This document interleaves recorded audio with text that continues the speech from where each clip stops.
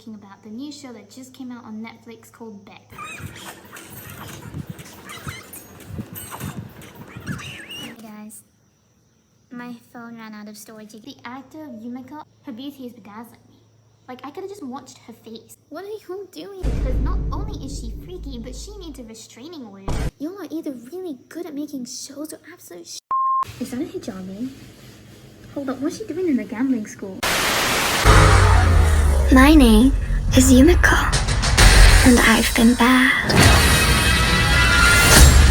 That sounds fun! She's insane. Ryan, play! Blackjack! Bingo! In this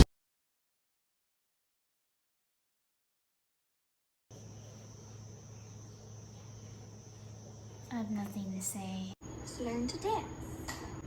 I can help with that.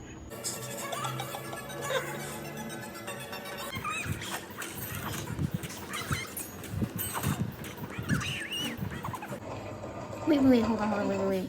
Let me go back. Is that a hijabi? Hold up, what's she doing in the gambling school? Bet. That's right. That's what okay, no, that was really bad. I'm gonna redo that. Yeah, without further ado. I got the red nail polish. I'm gonna take off later. 2,000 years later. Bet because Yumeko is like, her nails are red. Hey guys, welcome back to another YouTube video. It's your girl Portal Girl Jr. and if you couldn't tell from the beginning or the intro, yes, we are going to be talking about the new show that just came out on Netflix called Bet. Okay guys, before we get started on today's video, I have some very exciting news. This is my new camera. I got it for my birthday and I'm really grateful and thankful that I got it. I didn't expect to get it either. My parents got it for me and I really appreciate it, so I'm going to use it as best as I can and take care of it so that I can make better videos for you guys. So you might be wondering, what is Bet? Well, if you can tell from the trailer, it's actually inspired and based on the manga and now anime called Kakegurui. So when I heard Netflix was making an Americanized, westernized version of Kakegurui, I was like, girl, what? Like who was asking for it? So Kakegurui was actually, if I'm not mistaken, because I watched it a few years ago, it's about Yumeko Jabami. Yes, so this girl, she's an impulsive gambler, hence the name kakegurui, and she goes into this school where gambling is solely the way that you like increase your ranking in the social hierarchy. When I heard that it was getting in a Netflix American version, I was really skeptical and was like, girl, there are so many J-dramas, there are so many. Why do we need another one? Firstly, we need to talk about the characters.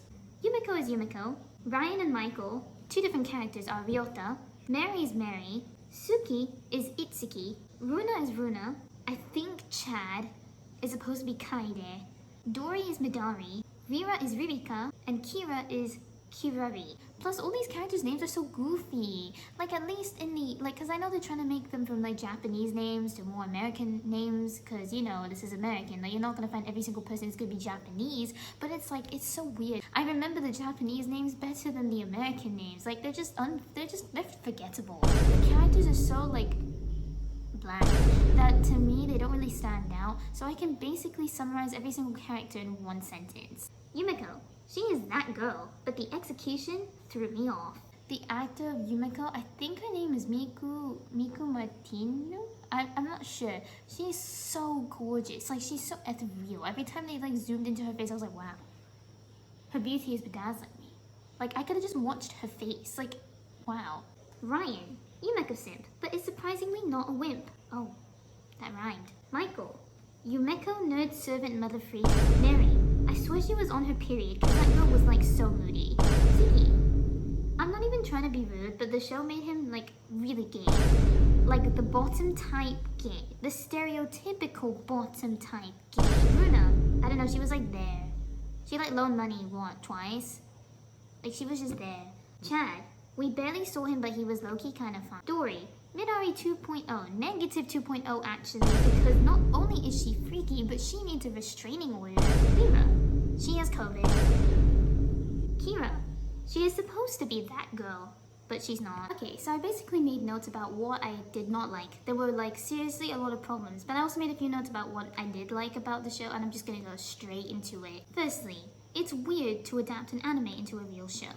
It is kind of uncanny, but the actors do a good job with like making their characters very expressive, because that's what anime is. By the manga, so it was definitely important for me to incorporate that manga energy and bring that to life, even though, we are creating a whole new world. She is so iconic because of her, voice inflections and her physicality and the way she moves and speaks, and so, that is what makes Yumiko iconic. Animation, you can get away with a lot of things, but when you're actually including real people, you need to make it more realistic, or else we're just going to be laughing. But here's another thing.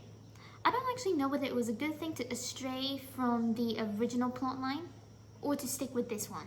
Because it's nice to see that finally people are not copy and pasting right from the original. Like, it's nice, but it's also like, was it like necessary? I'm all in for like different cultural contexts. As I said, having a different adaptation, you want a different like perspective. However, it felt really whitewashed. Like, it felt like a typical American Netflix teen series. Like the formula that they followed to make it interesting. They didn't just do this for, kakegurui, like bet, they did it for Wednesday. Whereas in this one, it's like, it's the same. Like, they changed the story, so it's like American murder mystery, oh my god. And then it's just like nothing to do with the original. One thing I did have an extreme problem with was the weird gay stereotypes. So Itsuki was made into Suki, and it was a guy, and he was very effeminate, and I'm pretty sure he was supposed to fall into that like gay bottom twink stereotype. I know that sounds absolutely terrible, and I do not mean that in a derogatory way, but that's how it came over in the show. And the dialogue, dog, oh my god, whenever the guy spoke, I wanted to punch the screen.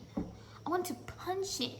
Like, can you stop talking like that? Because I don't know whether you're talking ironically or unironically. Power to Kira, the unbothered queen, and Mother is mothering with that fierce blue lip. Unfortunately, his character could not be taken seriously. But in reality, Itsuki or Suki, no matter which one, in both stories, they play a very important role, and I'm like disappointed that I couldn't take them seriously. So one thing that I found really interesting was that Netflix tried to make the characters and the story more sentimental by making it more personal and by letting characters reveal things about themselves. Which in one way I really appreciated as someone who is deep and like likes these kind of representations in shows. But you guys have to realize that the anime isn't about that. The whole point of the original story was about like impulsive gambling and how they are all crazy, and what they have happened in the past makes them who they are today. Yes, it makes sense, but the ambiguity actually lets the viewer come up with conclusions for themselves. So they're not judging the character based on their past, they're judging them for now. Yumiko in the anime, she is like low-key, like kind of weird. Like, she's not evil, she's not inherently evil, but she's not really a good person. She's just neutral. She's known for being crazy, and you like got rid of the crazy. Like, just because she goes jackpot doesn't mean anything. All the characters were stripped out of the things that made them freaky, yet at the same time they made them too like weird. Hey guys, my phone ran out of storage again. The relationships. What is wrong with you writing relationships? Y'all are either really good at making shows or absolute What is the romance? What are y'all doing? Why do y'all keep trying to like throw romance in our faces? We do not need unnecessary romance. There was supposed to be a love triangle, I'm pretty sure, between Yumiko, Ryan, and Michael. However, judging from this said love triangle, it looked like Ryan was supposed to be endgame, but like, A, Ryan's a simp, and B, Michael comes over more as like a platonic bestie, which I honestly really appreciated. We need more of these like, girl, boy, can be straight or bi or whatever, and you can still be friends and not have any like romantic or sexual feeling. Mary and Rira was fine, but like that was unnecessary. It doesn't bring anything to the plot. Now before someone goes, but Portal, Rira was trying to get info on Mary, but where did it show that in the show? Mary never confessed to Rira like that much.